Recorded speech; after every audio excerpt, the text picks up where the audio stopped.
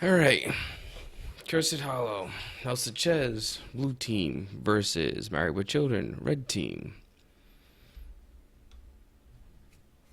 Game 2. Prepare yourself for battle, heroes.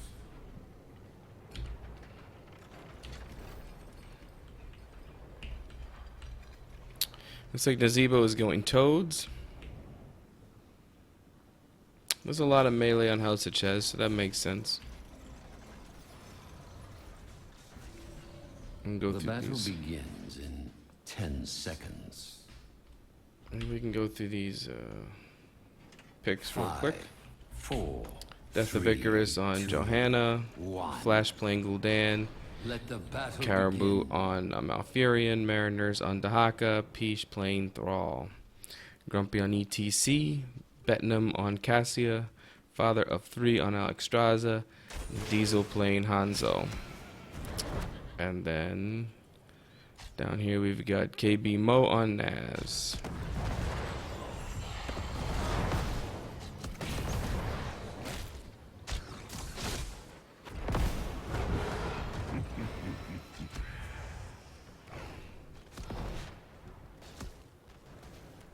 Alright, got the wave and we're rotating up. Looks like they're going to try and go for an early pick on this Cassia. Roots come out.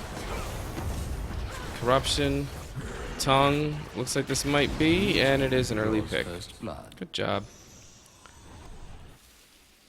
It's well coordinated.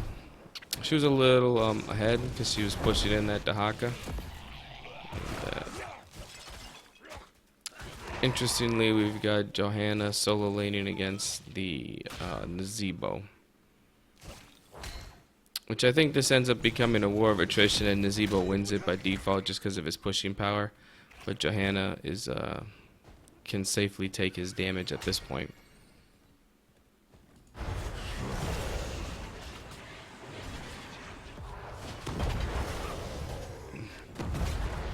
Taking the mid camp at 1 minute 30. And now we've got Hards pushing, and we should be seeing that bottom spawn within the next, I believe, 30 to 40 seconds. Cassia just picked up the bruisers.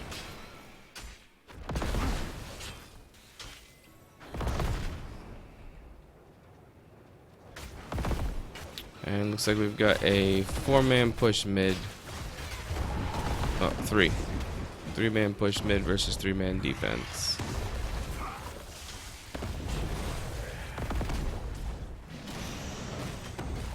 And Gul'dan is pumping out some damage. ETC got rooted. And Cassie is doing her best to try and poke the Thrall.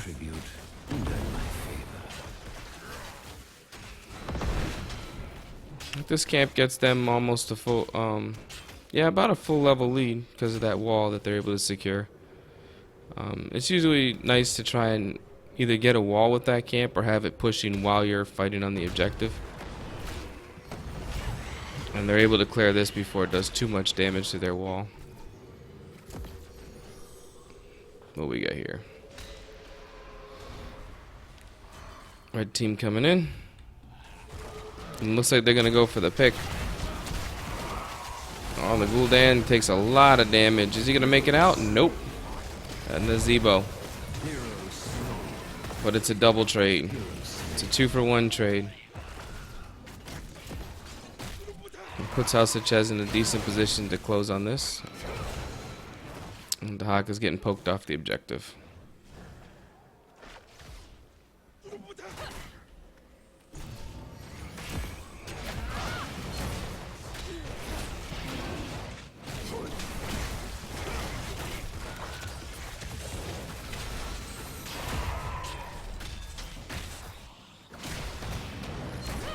I've been hearing some talk with on Thrall and people saying Crash Lightning isn't as good as Echo. And a lot of it, I guess, has to do with not getting the chance to complete the quest all the time. And they just recently fixed a bug with him to where it no longer prioritizes heroes before completing 30 stacks, which is what it was doing beforehand. So it's actually relatively easy to stack the quest.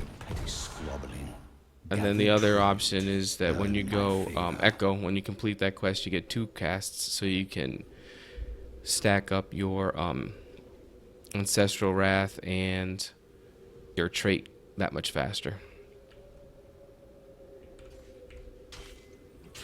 I tend to go Crash Lightning myself, but I've been, especially after the bug fix, I've been going Echo again.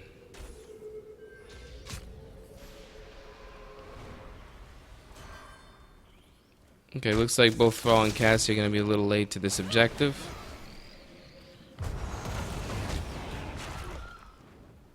It's a good set of walls for zoning.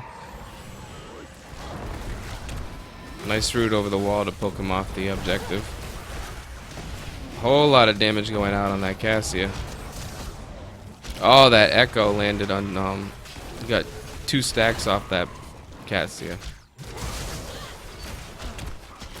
So Naz might go down. No, he'll be fine. He'll walk away.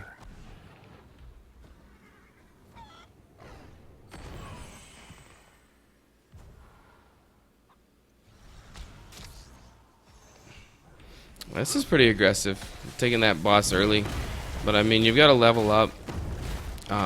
If you can manage to grab this boss and then have it pushing while the tribute spawns top, it's pretty awesome.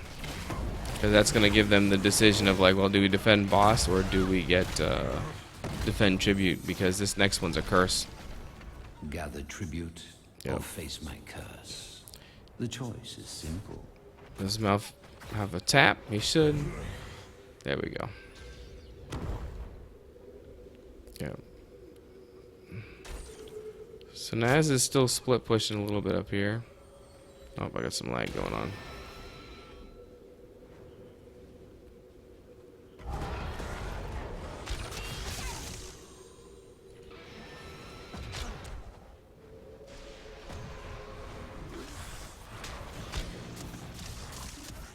Alright. Gotta level up, but they don't have 10 yet. Slide kind of whiffs there. Nice echo. Some big damage coming out. Dragon's out. Completely bullied them off of the circle for healing. The boss was actually attacking Thrall and Nazebo here.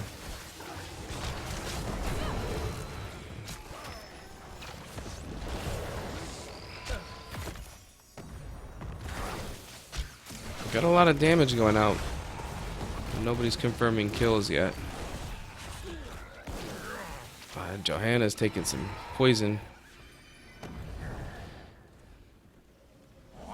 So now, as far as positioning go, Married with Children kind of has the advantage here because their well is closer.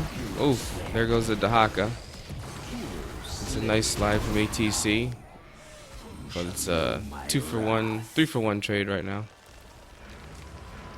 But they did lose the curse. And boss kind of depushed itself, it seems. There has been some damage on this.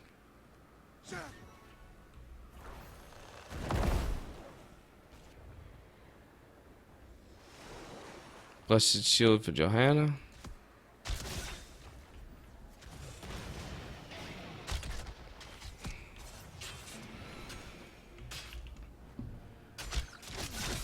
Tranquility, Blessed Shield, Horrify, Isolation.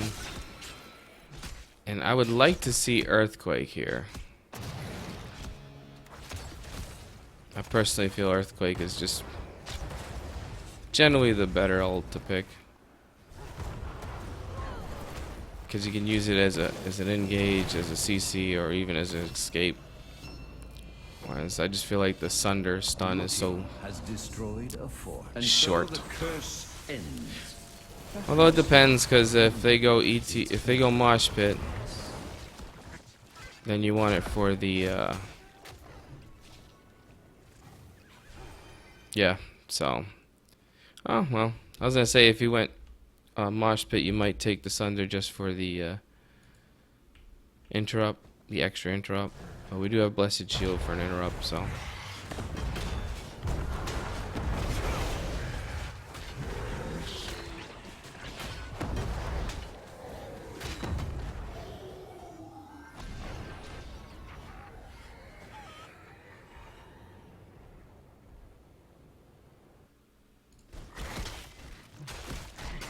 Are they gonna poke out this boss?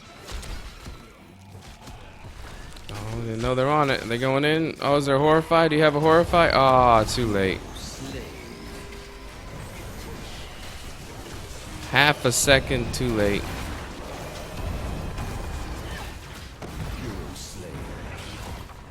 Good earthquake. It's got 3 on him. Yeah, unfortunately that ball lightning just bouncing around. Now Extraza goes down. Cassie's probably gonna go. There you go. And Haka goes to start deep pushing this boss. Which actually hasn't gotten quite as much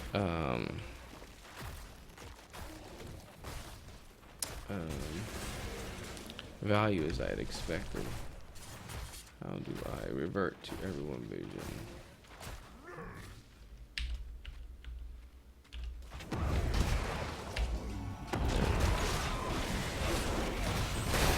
Another big fight here. The stun arrow comes out. But just some poking. Shall we see who gathers enough tribute this time? When you got 20 seconds here, you know everybody's mid. You might be able to actually get a little push here and possibly get this tower real quick.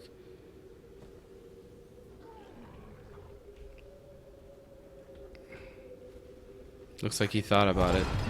It's risky. It's risky. I think now is a... Because now you... I don't know. Because now you're in the decision where you either got to decide, I'm going to definitely take that fort, or I'm going to try and get this objective. I think this is more important, obviously.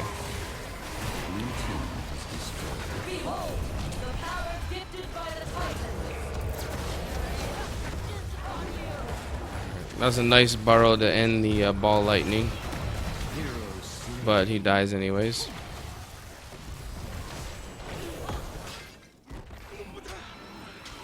Looks like they're gonna lose the objective here. Yes, unfortunately, Chez ends up walking away with this with pretty much nothing. Well, the minion wave did get that fort, so. But that level lead is closing.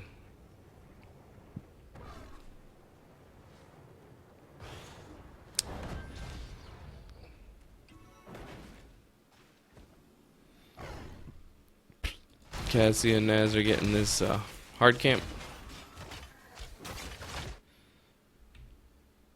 This minion wave seems to be pushing pretty hard on top. Gather tribute or face my curse. The choice is simple. It looks like they're about to trade the curse for boss. Especially if the Haka manages to not die, I think this is totally worth it. Oh. Well, I mean, regardless, you trade one guy, but you'll have boss pushing. Their boss isn't up for another 2 minutes almost. It looks like they might know what's going on. Nope, they're just trying to get this fort easy. Now you might be able to come up here and get a fight.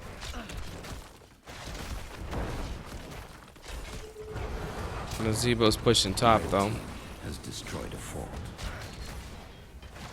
That brings us even on structures right now.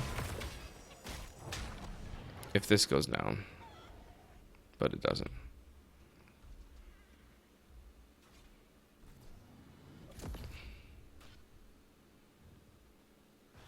And part of the reason why their mid is still up is just the fact that they were able to push with this hard camp early in the game to get that wall and open up that lane that much faster before the first tribute ever even spawned.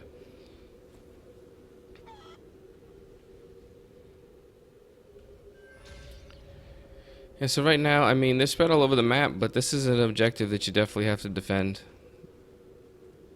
because you got a curse coming in. There's already a camp on your bot fort, so I'm not really sure why they're spread everywhere right now.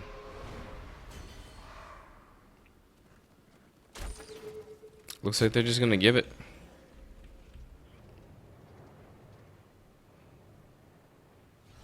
I mean, on the plus side, you do have this camp pushing mid, so you won't have to worry about pressure from mid right away.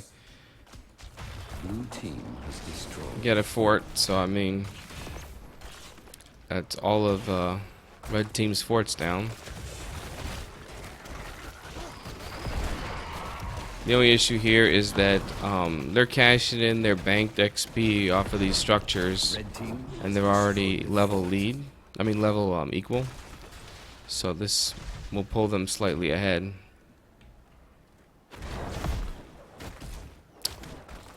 Looks like they're gonna try and trade keeps here.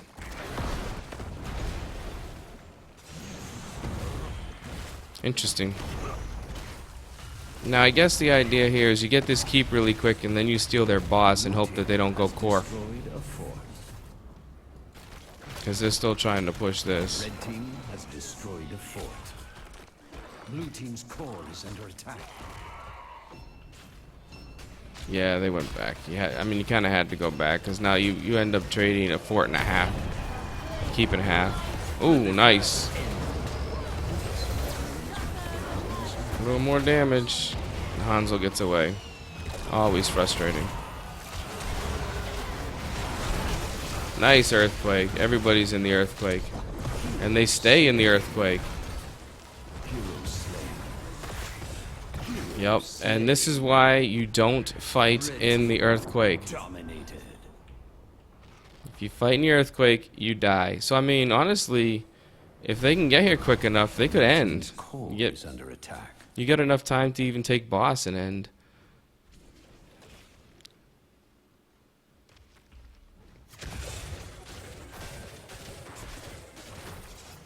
Are they gonna go for boss or are they gonna go for core? You got about 15 seconds before there's gonna be any opposition. Yeah, I think you got enough time and enough damage. Do it.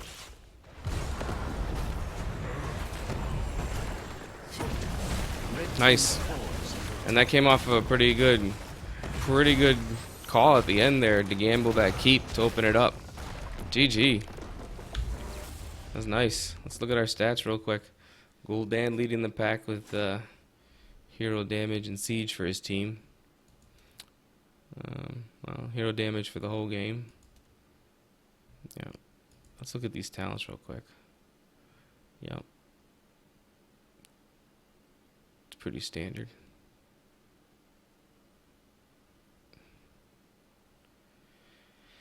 Yeah, I mean, it was played pretty cleanly on both sides for both games, and both games what ended up happening is that it seemed like one team just knew the map mechanics better and took advantage of those maps better. Like that keep call at the end there was pretty clutch. Fucking nice. All right, that's that.